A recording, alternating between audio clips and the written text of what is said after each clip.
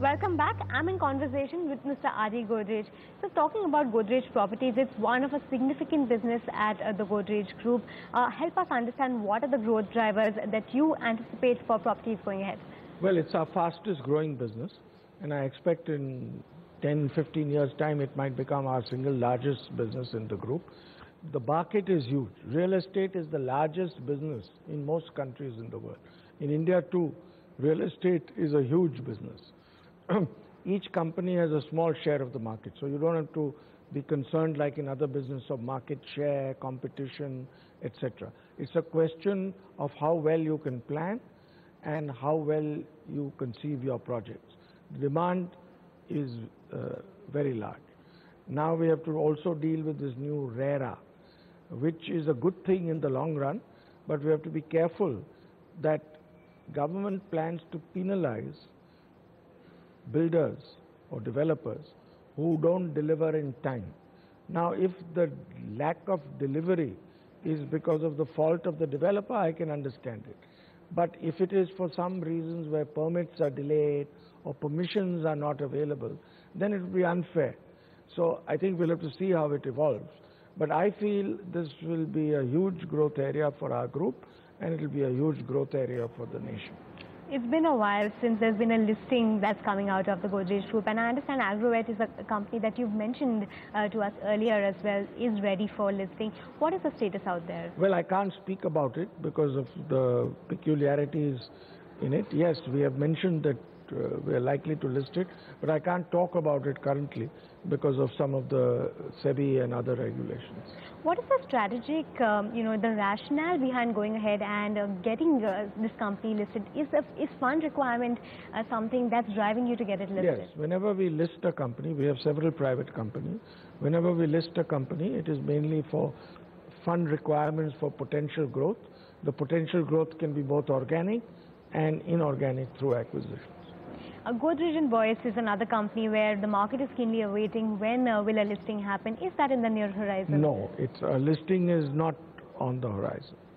Would you look at possibly doing that further down the line? When do you think it will be ready to really go ahead and list? Of course, we would be open to do it, but we don't think it will be required in the near future. It has large land assets which can be monetized for growth. We've seen over the last few months, you've announced the next gen, you've given the next gen the baton, you've passed on the baton in many of the companies, and I respect that you don't want to talk about the succession plan, but if you could run us through what is the rationale behind bringing the next gen, giving them this leadership position at this point in time? Well, the next gen in our company now has been working in the group for many years.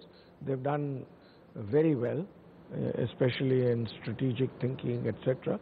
And clearly, I think one of the very important things for family businesses is to plan succession well, whether it is family-based succession or non-family-based professionals.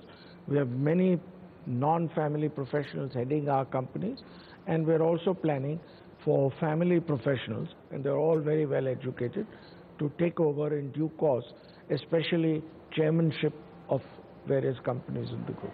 Do you think it's the right time for them to really take on this big role? Yes, very much so. And I think that is a very important thing in family business planning. Succession planning is very, very important. And yes, I think they have all have been working for many years and very successfully and added tremendous value. And I'm always a great believer that the younger generation in India will do very well in the future. You've assumed the position of Chairman Emeritus in two of the companies as of now. I wanted to understand what will be your role going ahead. Will you still look at the business hands-on, or will you move to a larger role? No, I expect to keep coming to office every day. I expect to keep an eye on things, as you might say. But clearly, the day-to-day decisions in many of the businesses will be taken by both family and non-family professionals who will be in charge of them. Are you slowly moving away from the business? Is it right to say that? No, I'm not moving away from the business, but I'm definitely moving away from day-to-day business decision making. I'm there for advice if required, and I am available to the companies. Although I am Chairman Emeritus now in Godrej Properties and Godrej Consumer Products, I continue to be a member of the board. What is the kind of advice that you would like to give the next gen at this point in time for the next leap of growth? I think the advice I would give them is India has a huge future. I think by 2050, I expect India will become the largest economy by purchasing power parity in the world. There's a great future for companies based in India. If well managed, if strategically directed, there is a huge future. As a father, I wanted to ask you some questions. What have you learned from your children? What are the biggest learnings on the business front that you've got from them? Well, first, I've learned a lot about modern thinking. I've learned a lot about new ideas. And I've learned a lot, especially when my children came into the business, of being very open in one's approach.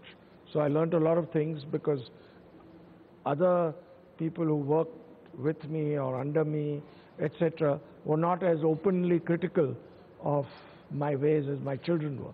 So learning is a very important part of life. One should never feel that one has learnt enough. One should always be open to learning. And the legacy will continue. Hopefully. On that note, we'll slip into a very short break. There's lots more coming up on the other side.